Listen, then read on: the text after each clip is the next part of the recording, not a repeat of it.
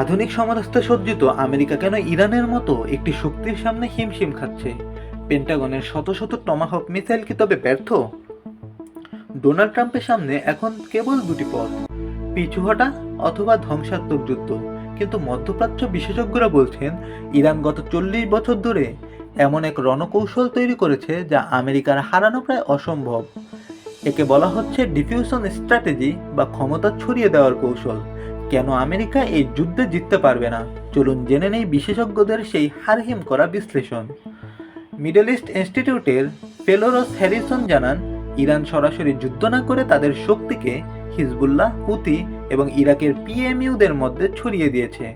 ফলে আমেরিকা কোনো নির্দিষ্ট লক্ষ্যবস্তু পাচ্ছে না।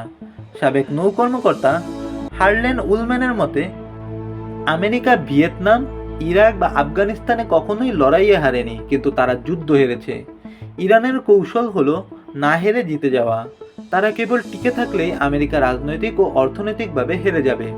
স্টক মার্কেট ইতিমধ্যেই 10% পড়ে গেছে এবং তেলের দাম আকাশচুম্বী।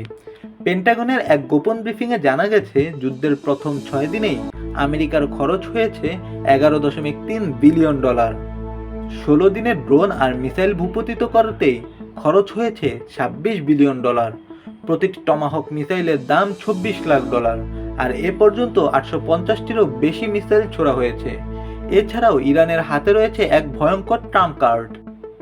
তারা যদি মধ্যপ্রাচ্যের দেশগুলোর পানি শোধন কেন্দ্র বা ডিসেলিনেশন প্ল্যান্টগুলোতে হামলা চালায়, তবে পুরো অঞ্চলে পানির অভাবে হাহাকার পড়ে যাবে, যা একটি মানবিক বিপর্যয় ডেকে আনবে এবং আমেরিকা তা ঠেকাতে পারবে না।